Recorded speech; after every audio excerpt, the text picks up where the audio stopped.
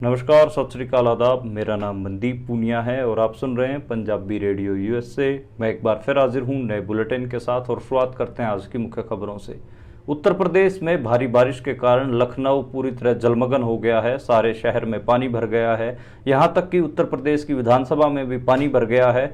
आज सूबे के मुख्यमंत्री योगी आदित्यनाथ को विधानसभा से पीछे के गेट से निकालना पड़ा क्योंकि मेन गेट के ऊपर पूरा पानी भर गया था। संसद में बीजेपी नेता अनुराग ठाकुर द्वारा राहुल गांधी की जाति पूछे जाने का मामला अब बड़ा हो गया है। बीजेपी के नेता और केंद्रीय मंत्री गिरिराज सिंह ने कहा कि अनुराग ठाकुर ने राहुल गांधी की जाति पूछकर कोई गलत काम नहीं किया है। वहीं अखिलेश यादव राहुल गांधी के बचाव में आए। उन्होंने कहा कि उनके साथ भी पहले जातिगत भेदभाव हो चुका है। जब उन्होंने मुख्यमंत्री का आवास छोड़ा तो सारा आवास गंगाजल से धोया गया था, तो ये सब वो भी झेल चुके हैं। पंजाब के पूर्व मुख्यमंत्री और जालंधर से सांसद चरणजीत सिंह चन्नी ने प्रधानमंत्री नरेंद्र मोदी के खिलाफ विशेषाधिकार हनन का प्रस्ताव स्पीकर को सौंपा है। उन्होंने कहा है कि अनुराग ठाकुर के स्पीच के बहुत सारी चीज़ें हटा दी गई थी, उसके बावजूद नरेंद्र मोदी ने उस स्पीच को ट्विटर पर वायरल किया है।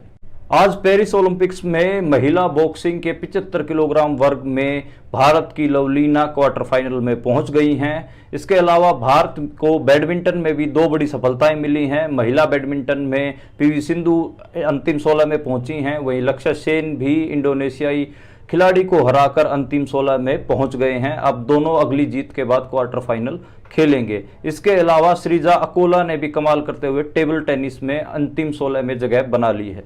केरला के वायनाड में हुए लैंडस्लाइड के कारण वहां अब तक 144 लोगों की मौत हो चुकी है। इसको लेकर केंद्रीय गृह मंत्री अमित शाह ने राज्यसभा में कहा कि उन्होंने केरल सरकार को 23 जुलाई को ही इसका अलर्ट दे दिया था, लेकिन उन्होंने सभी लोगों को वहां से बाहर नहीं निकाला।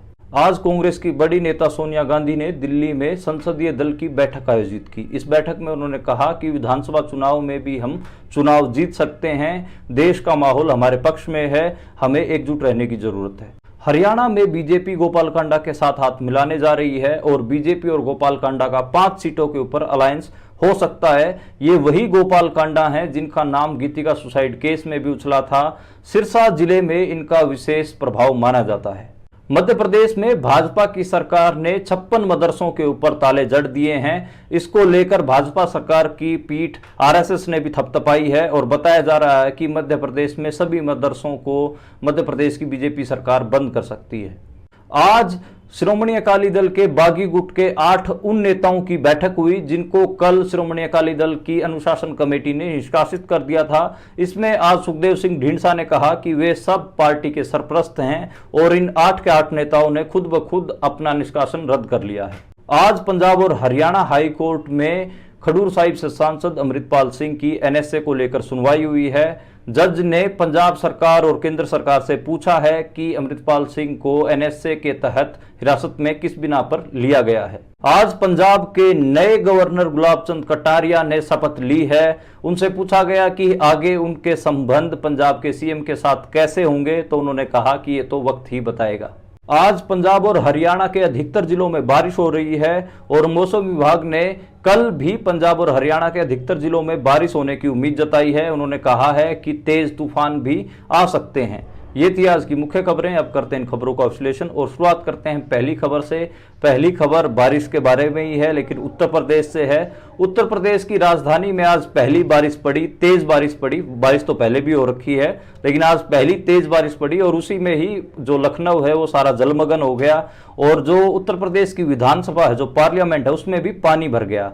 ये पानी भरने की खबर इसलिए ज्यादा दिलचस्प है क्योंकि उसी समय पे उत्तर प्रदेश के मुख्यमंत्री योगी आदित्यनाथ भी विधानसभा में थे और पानी जब विधानसभा में घुसा तो उनको एक पिछले गेट से निकाला गया। मेन गेट वाला जो इलाका है जहां से आमतौर पर जो मंत्री संतरी विधायक और मुख्यमंत्री निकलते हैं, उसमें पूरे में पानी भर गया था। इसके कारण उनको पीछे वाले गेट से निकाला गया और उसकी जो विजुअल्स हैं, जो वीडियो है, वो लगातार वायरल हो रहे हैं। लोग कह रहे हैं कि देखो, एक तेज बारिश भी लखनऊ नहीं झेल पाया। इसको लेकर जो समाजवादी पार्टी के बड़े नेता हैं शिवपाल सिंह यादव, जो कि अखिलेश यादव के चाचा भी हैं, उन्होंने ट्वीट करते हुए, तंज करते हुए कहा है कि देखो, जो सबसे ज्यादा जरूरत है बजट की वो तो उत्तर प्रदेश विधानसभा को ही है।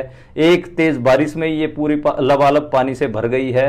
तो उन्होंने, और भी बहुत सारे नेता हैं जो लगातार इसके ऊपर चुटकियां ले रहे हैं और कह रहे हैं कि देखो जो खुद की पार्लियामेंट है उसको भी ये लोग नहीं बचा सकते। मैं पहले भी बहुत बार इस बुलेटिन में कह चुका हूं कि भारत में एक तेज बारिश होती है और शहरों के जो सीवेज हैं और जो व्यवस्थाएं हैं वो एक्सपोज हो जाती हैं।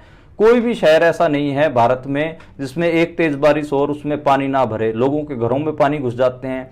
बेसमेंट में पानी घुसने के कारण दिल्ली में 3 स्टूडेंट्स की डेथ हो चुकी है। बेसमेंट्स में पानी भरना बहुत आम बात है। जो अंडर ब्रिज होते हैं, जो अंडर पास होते हैं, रेलवे के हों या फिर जो अंडर ब्रिज बनाए होते हैं ट्रैफिक को कम करने के लिए, उन सब में पानी भरा होता है। तो आप समझ सकते हैं कि कितना बुरी हालत है इंडिया में सीवेज सिस्टम की। आज लखनऊ में हुआ है, कुछ दिन पहले दिल्ली में एक्सपोज हुआ था।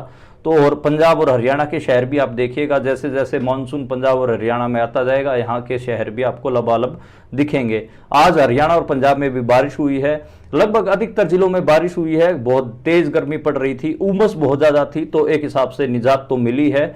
लेकिन एक और चीज का खतरा है, वो खतरा है कल तेज तूफानों की भी बहुत सारी जगहों पे बात कही गई है। पंजाब और हरियाणा के कई जिलों में कल तेज आंधियां भी चल सकती हैं, ऐसा मौसम विभाग ने कहा है। इसके अलावा हम बात करें तो जो पूरा साउथ इंडिया है वहां पर भी बहुत अलग किस्म से मौसम रिएक्ट कर रहा है।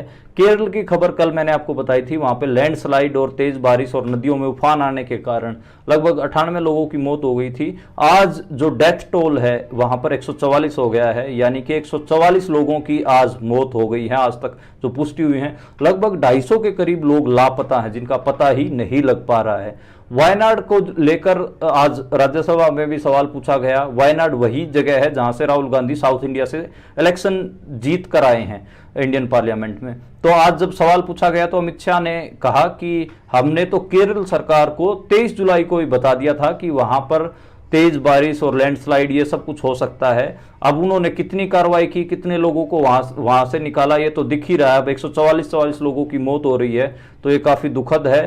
जो केरल की सरकार है उसको फैसला लेना चाहिए था। तो इंडिया में जो ट्रेजेडी है मॉनसून के साथ, वो भी हमें देखने को मिलती है। ट्रेजेडी किस किस्म की है, अगर मॉनसून कम होता है तो भारत में बहुत ज्यादा जो खेती बाड़ी है, वो कृषि जो है वो बारिश आधारित है। राजस्थान से लेकर आप महाराष्ट्र तक चले जाइए, अगर बारिश यानी कि मानसून कम होता है तो जो किसान है भारत के उनको सफर करना पड़ता है। और बारिश थोड़ी ज्यादा हो जाती है तो जो शहर हैं वो लबालब हो जाते हैं, बाढ़ जैसी स्थितियां हो जाती हैं। वो बाढ़ के कारण बहुत सारी जगहों पे मौतें भी होती हैं, पशुओं की मौतें होती हैं, घरों का नुकसान होता है, जान माल का नुकसान होता है। तो वो सब हमें देखने को मिलता है। यानी कि भारत अभी तक अपने नेचुरल डिजास्टर्स में जो मैनेजमेंट है उसको नहीं संभाल पाया है। इसी कारण केरल की लैंडस्लाइड में 144 लोगों की मौत हुई है। और हम अगर बात करें पंजाब और हरियाणा की, तो अभी तक 37% जो मानसून है वो कम है। बहुत सारे जिले ऐसे हैं जहां पे जो धान लगा रखा है और वहां पे इतनी बारिश नहीं हो रही, उसको लेकर किसान चिंतित हैं, क्योंकि जो ग्राउंड वाटर है ऑलरेडी वो बहुत सारे जिलों में बहुत कम है। तो वो भी एक चिंता सता रही है। और कहीं ना कहीं जो बारिश है, अभी हालांकि 2 दिन कहा मौसम विभाग ने कहा है कि बारिश पड़ेगी, अगर बारिश इन 2-4 दिन में नहीं हुई अच्छी तो हरियाणा और पंजाब में फसलों का नुकसान आपको दिखेगा कम मानसून के कारण।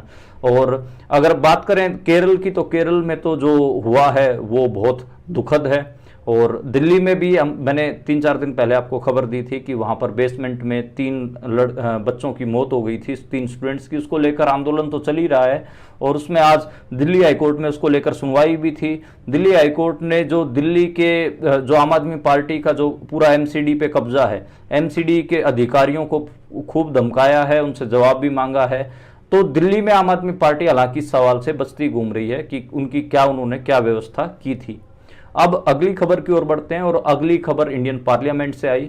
इंडियन पार्लियामेंट में कहीं ना कहीं जो राहुल गांधी की जाति पूछे जाने को लेकर विवाद हो गया है। अनुराग ठाकुर ने कल जब वो लोकसभा में बोलने के लिए उठे तो उन्होंने ये कह दिया था कि जो जातिगत जनगणना करवाने की बात कर रहे हैं, जो कास्ट सेंसस करवाने की बात कर रहे हैं, उनको खुद को अपनी जाति का तो पता ही नहीं है। यानी कि उन्होंने इनडायरेक्टली राहुल गांधी पे निशाना साधा था। इसको लेकर राहुल गांधी खड़े हुए, उन्होंने कहा कि वे जातिगत जनगणना यानी कि कास्ट सेंसस करवा के रहेंगे ताकि ये पता लग सके कि देश के कितने रिसोर्सेज पे किन किन लोगों का कब्जा है, कितना कब्जा है। तो वो कह रहे, वो इसको एक्सरे बताते हैं कि इससे देश का सही एक्सरे हो पाएगा कि इस देश में क्या क्या खामियां हैं। इसको लेकर अखिलेश यादव भी खड़े हुए थे। उन्होंने भी कहा था कि अनुराग ठाकुर राहुल गांधी से उनकी जाति कैसे पूछ सकते हैं। आज जो केंद्रीय मंत्री हैं और बीजेपी के बड़े नेता हैं गिरिराज सिंह, वो भी इंडियन पार्लियामेंट में खड़े हुए। उन्होंने कहा कि अनुराग ठाकुर ने राहुल गांधी की जाति पूछ के कोई गलत काम नहीं किया, कोई गुनाह नहीं किया है। कोई मेरे से मेरी जाति पूछेगा तो मैं अपनी जाति भी बताऊंगा और अपना धर्म भी बताऊंगा। राहुल गांधी को क्या दिक्कत है अपनी जाति और धर्म बताने में, ये कहा। इसी को लेकर फिर उसके बाद अखिलेश यादव खड़े हुए। अखिलेश यादव ने कहा कि उनके साथ जाति के कारण बहुत बुरा सलूक हुआ है। अखिलेश यादव ने याद करवाया साल 2017 में जब अखिलेश यादव मुख्यमंत्री की कुर्सी से उतरे, उत्तर प्रदेश में जब वो मुख्यमंत्री पद से हटे, तो जब वो जिस आवास में रहते थे, जिस घर में रहते थे, जब उन्होंने उसको छोड़ा तो योगी आदित्यनाथ ने उसको गंगा जल से धुलवाया था। ऐसे ही अखिलेश यादव के साथ कई बार हो चुका है। जब वे उत्तर प्रदेश में मंदिरों में जाते हैं तो मंदिर से जब जैसे ही वो बाहर निकलते हैं तो पुजारी लोग उस मंदिर को पूरे को गंगा जल से धुलवा देते हैं। तो अखिलेश यादव का कहना था कि उनको शूद्र होने के नाते उनके साथ इस किस्म का व्यवहार किया जाता है और ये जो दंश है ये जाति का दंश है और इसको हर कोई झेल रहा है। इसलिए राहुल गांधी की जाति पूछे जाना भी कोई अच्छी बात नहीं है, उन्होंने ये बात कही। तो खैर ये विवाद लगातार चल ही रहा है, इसको ट्विटर पे भी इंडिया में काफी तूल दिया जा रहा है। अगली खबर की ओर बढ़ते हैं और अगली खबर पंजाब के पूर्व मुख्यमंत्री और जालंधर से सांसद चरणजीत सिंह चन्नी के बारे में है। वो भी राहुल गांधी की जाति वाले विवाद में कूदे। आज उन्होंने कहा नहीं बल्कि आज उन्होंने एक जो विशेषाधिकार हनन नोटिस होता है वो स्पीकर को सौंपा प्रधानमंत्री नरेंद्र मोदी के खिलाफ। चरणजीत सिंह चन्नी ने कहा कि जब कल अनुराग ठाकुर के स्पीचेस की बहुत सारी चीजें, जिसमें खासकर उन्होंने जाति की बात की है, राहुल गांधी की जाति पूछे जाने की बात की है, उसको स्पीकर ने लोकसभा की प्रोसीडिंग्स से हटा दिया था, तब उसी भाषण को नरेंद्र मोदी ने ट्विटर पर शेयर क्यों किया, क्यों उसकी तारीफ की, इसको लेकर चरणजीत सिंह चन्नी ने विशेषाधिकार हनन नोटिस स्पीकर को सौंपा है नरेंद्र मोदी के खिलाफ। वो आज खड़े होकर बोले भी और जो उनकी वीडियो है वो भी वायरल हो रही है और काफ़ी बात हो रही है कि जाति को लेकर इंडिया में काफ़ी लगातार बात हो रही है। अब हम अगली खबर की ओर बढ़ते हैं और अगली खबर पेरिस ओलंपिक्स में से है। आज पेरिस ओलंपिक्स में इंडिया के लिए मैं तो कह सकता हूं कि अच्छा दिन रहा, क्योंकि उसका कई रीजन है। एक तो पहले बॉक्सिंग से शुरुआत करते हैं। बॉक्सिंग में जो वुमेन बॉक्सिंग है उसमें 75 kg में जो लवलीना है वो क्वार्टर फाइनल में पहुंच गई हैं। उन्होंने अपने अपोनेंट को 5-0 से हराया। लवलीना वही बॉक्सर हैं जो 69 kg में जब पिछली बार के जो ओलंपिक हुए थे उसमें भी उन्होंने ब्रॉन्ज मेडल जीता था और इस बार भी उनको पूरी उम्मीद है कि वो फाइनल खेलेंगी और इंडिया को उनसे मेडल की उम्मीद है। दूसरी खबर बैडमिंटन से है, ओलंपिक से ही। बैडमिंटन में आज 2 बैडमिंटन खिलाड़ियों ने कमाल कर दिया है। एक तो पीवी सिंधु हैं। पीवी सिंधु हम सबको पता है कि साल 2016 में उन्होंने सिल्वर मेडल जीता था। 2020-21 के ओलंपिक्स में उनके पास ब्रॉन्ज मेडल था। आज क्वार्टर फाइनल में प्रवेश कर गई हैं। उन्होंने भी अच्छा मैच दिखाया और वो लगातार शुरुआत के 2 सेट जीतकर उन्होंने जो मैच था वो अपने नाम कर लिया। दूसरे खिलाड़ी हैं लक्ष्य सेन। लक्ष्य सेन भी बैडमिंटन के खिलाड़ी हैं, वो भी अंतिम 16 में प्रवेश कर गए हैं और उन्होंने भी अपने जो अपोनेंट हैं उनको लगातार 2 सेट्स में हरा दिया और जिनको हराया वो वर्ल्ड नंबर 3 खिलाड़ी हैं इंडोनेशिया के। तो इंडोनेशियन जो खिलाड़ी थे उनको लगातार 2 सेट्स में हराया और लक्ष्य सेन का जो बॉडी लैंग्वेज था वो काफी कॉन्फिडेंट दिख रहा था। अच्छा उन्होंने गेम दिखाया। मैं ये सारे गेम्स में लगातार लाइव देख रहा था।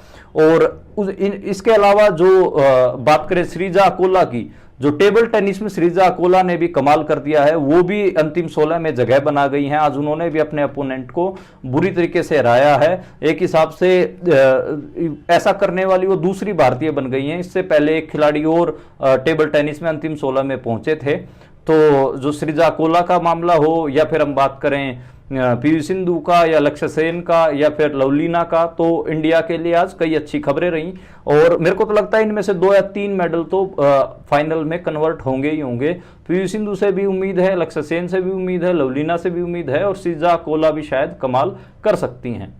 अब हम अगली खबर की ओर बढ़ते हैं और जो अगली खबर है वो जो कांग्रेस पार्टी है उसके बारे में है। कांग्रेस पार्टी की बड़ी नेता सोनिया गांधी ने आज संसदीय दल की दिल्ली में बैठक ली। उस बैठक में उन्होंने कहा कि पूरे देश में हमारे पक्ष में माहौल है और आगे आने वाले जो विधानसभा चुनाव हैं, हम सबको पता है कि बिहार में विधानसभा चुनाव होने वाले हैं, हरियाणा में, महाराष्ट्र में, तो तो उन्होंने झारखंड में, तो उन्होंने कहा कि इन विधानसभा चुनाव को भी हम जीत सकते हैं, सिर्फ हमें एकजुट रहने की जरूरत है, जो हमारे अंदर जो गुटबाजी है उसको हमें त्यागना होगा। और इसके अलावा उन्होंने कहा कि हमें और कॉन्फिडेंट भी नहीं हो रहा है, हमारे जो कांग्रेस पार्टी है वो इस समय मुझे और कॉन्फिडेंट दिख रही है, तो हमें और कॉन्फिडेंट भी नहीं होना है। तो एक हिसाब से सोनिया गांधी ने आज जो विधानसभा चुनाव आने वाले हैं उनमें जो मंत्र दिया है जीत का, कांग्रेस के जो नेता हैं, बड़े नेता हैं, संसदीय दल के जो मेंबर्स हैं, उनको यही कहा है कि एक तो और कॉन्फिडेंट नहीं होना है, एक माहौल हमारे पक्ष में है, इसलिए इसको हमें बुनाना है और एकजुट रहना है, हमें गुटबाजी नहीं दिखानी है। तो आज की जो कांग्रेस की मीटिंग थी उसका यही क्रक्स बताया जा रहा है। दूसरी जो खबर है, इसके अलावा जो खबर है वो हरियाणा से आई और वो भी विधानसभा चुनाव से रिलेटेड ही है। हरियाणा में मैंने बताया कि 2-2.5 महीने में ही हरियाणा विधानसभा चुनाव होने वाले हैं। आज बीजेपी ने जो गोपाल कांडा है उनसे मुलाकात की। हरियाणा के जो मुख्यमंत्री नायब सिंह सैनी वो सिरसा में थे, उन्होंने जो हलोपा के अध्यक्ष हैं गोपाल कांडा, उनके साथ मुलाकात की और कहा जा रहा है कि उन दोनों का अलायंस हो सकता है, यानी कि बीजेपी और गोपाल कांडा अलायंस करने वाले हैं। गोपाल कांडा हरियाणा में 15 सीटें मांग रहे थे, लेकिन नायब सिंह सैनी ने उनको 5 सीटों पर अलायंस करने की बात कही है। इसके बाद जब नायब सिंह सैनी मुलाकात करने के बाद बाहर निकले थे, उन्होंने कहा कि गोपाल कांडा तो पहले ही एनडीए का हिस्सा हैं, तो अलायंस की तो कोई बात ही नहीं, अलायंस तो हमारा होगा ही होगा। गोपाल कांडा वही नेता हैं जिनका नाम गीतिका, जो एयर होस्टेस गीतिका थी, उन्होंने सुसाइड कर लिया था, उस मामले भी आया था। गीतिका हालांकि वो इस मामले में बरी हो गए सबूतों के अभाव में, लेकिन हरियाणा के लोग तो सब जानते हैं कि गीतिका को उन्होंने सुसाइड करने पर मजबूर कर दिया था। और गोपाल कांडा की सिरसा में एक जूतों की दुकान होती थी, लेकिन जो चौटाला फैमिली है उन्होंने गोपाल कांडा को सर पे बिठाया। सारे जो काम धंधे थे सिरसा इलाके में गोपाल कांडा, वो चौटाला फैमिली के वही संभालते थे। और आखिरी में जब हुड्डा की सरकार आई तो सारे पैसे लेके उड़ गए। आज के टाइम पे बहुत बड़े बिजनेसमैन हैं गोपाल कांडा, MDRL एयरलाइंस से लेकर और हरियाणा न्यूज टीवी चैनल हो या और भी बहुत सारे कारोबार हों, वो गोपाल कांडा के करोड़पति आदमी हैं। उन्होंने सिरसा में आप जाओगे तो महल जैसा घर बना रखा है पूरा। तो गोपाल कांडा एक दागदार नेता, लेकिन बीजेपी को उनसे कोई परहेज नहीं है, उनको 5 सीटें सिरसा में जीत लेने के लिए कहीं ना कहीं बीजेपी देने वाली है। अब हम अगली खबर की ओर बढ़ते हैं और जो अगली खबर है वो भी हरियाणा से ही है। हरियाणा के एक पूर्व मंत्री हैं मनीष ग्रोवर, उन्होंने रोहतक में 2 पत्रकारों को जान से मारने की धमकी दी। पहले तो उन दोनों पत्रकारों को उन्होंने अपने घर पे बुलाया और कहा कि अगर मेरे खिलाफ, वो हिंदुस्तान टाइम्स के पत्रकार थे दोनों, एक का नाम सुनील राड़ था, एक का मनोज डाका, दोनों को कहा कि अगर मेरे खिलाफ तुमने एक भी खबर छापी है तो रोहतक में भरे बाजार में तुम्हारा कत्ल कर दूंगा। और इसके बाद उनके समर्थकों ने उन दोनों पत्रकारों को, हिंदुस्तान टाइम्स के पत्रकारों को घर से बाहर निकाल दिया, गालियां दी बहुत सारी। ये खबर काफी हरियाणा में वायरल हो रही है, इसको लेकर काफी विवाद भी हो रहा है। बहुत सारे लोगों ने इस पर ट्वीट भी किया है, अभय सिंह चौटाला से लेकर और भी बड़े बड़े नेताओं ने इसके ऊपर ट्वीट किया है। अब हम अगली खबर की ओर बढ़ते हैं और जो अगली खबर है वो मध्य प्रदेश से आई। मध्य प्रदेश में हम सबको पता है कि पिछले 20 साल से बीजेपी की सरकार है और बीजेपी की सरकार ही नहीं, मैं तो कहूंगा कि उत्तर प्रदेश से ज्यादा हिंदुत्व हमें मध्य प्रदेश में देखने को मिलता है। आज मध्य प्रदेश की भाजपा सरकार ने फैसला लिया है कि उन्होंने 56 मदरसों को बंद कर दिया है, बंद करने का फैसला लिया है। इसको लेकर आरएसएस की जो पांचजन्य मैगजीन है उन्होंने मध्य प्रदेश सरकार की पीठ थपथपाई है, यानी कि जो कम गिनती के लोग हैं मुसलमान, वो अपने मदरसे भी अब मध्य प्रदेश में नहीं चला पाएंगे। जो बाकी बचे हुए मदरसे हैं, कहा जा रहा है कि उनके ऊपर भी बीजेपी वहां पर बड़ी कार्रवाई करने जा रही है। तो वहां पर तो इतना बुरा हाल है, इतना ऐसा हिंदुत्व है कि जो अस्पताल हैं, अस्पतालों के बाहर भी उन्होंने आरोग्यम मंदिर लिख रखा है, यानी कि अस्पतालों को भी मंदिर लिख रखा है। और हर एक सरकारी बिल्डिंग कहीं ना कहीं मध्य प्रदेश में आप देखोगे तो भगवे रंग में पलीत रखी है। मध्य प्रदेश में उत्तर प्रदेश से ज्यादा मेरे को हिंदुत्व दिखता है। हालांकि अभी तो इस खबर का हमें वेट करना होगा कि आगे मदरसों के साथ क्या करने वाली है, पर मेरा अंदाजा है कि वहां मध्य प्रदेश में मुसलमानों को बहुत ज्यादा आइसोलेट बीजेपी करेगी। अगली खबर की ओर बढ़ते हैं और अगली खबर पंजाब से आई। पंजाब में श्रोमणी अकाली दल की अनुशासन जो कमेटी थी उसने कल 8 नेताओं को निकाल दिया था और उसमें मैंने कल के बुलेटिन में बताया भी था, उसमें सुखदेव सिंह ढींढसा से लेकर प्रोफेसर चंदू माजरा, बीबी जगीर कौर, इन सब के नाम थे। आज इन्हीं बागी नेताओं ने कहीं ना कहीं मीटिंग की और उसमें उन्होंने अपने आप को दोबारा से शामिल कर लिया। कहा कि हम तो पार्टी के सरप्रस्त हैं, हमें कोई कैसे निष्कासित कर सकता है। तो खुद का निष्कासन इन 8 बागी नेताओं ने खुद ही निरस्त कर लिया है। इस पे एक अलग से बातचीत होने की जरूरत है कि अकाली दल में जो सुखबीर बादल की श्रोमणी अकाली दल में जो सुखबीर बादल की लीडरशिप को चैलेंज किया जा रहा है वो क्या क्लिंच हो पाएगी या नहीं हो पाएगी, ये सब देखे जाने की जरूरत है। अब हम अगली खबर की ओर बढ़ते हैं और अगली खबर अमृतपाल सिंह के बारे में है। खडूर साहिब से सांसद हैं। आज उनकी एनएसए को चुनौती देने वाली पिटीशन पर सुनवाई हुई पंजाब और हरियाणा का हाई कोर्ट में, और उसमें जज ने केंद्र सरकार और पंजाब सरकार से पूछा कि उन्होंने किस बिना के ऊपर जो एनएसए है और एनएसए के तहत उनको डिटेन कर रखा है अमृतपाल सिंह को।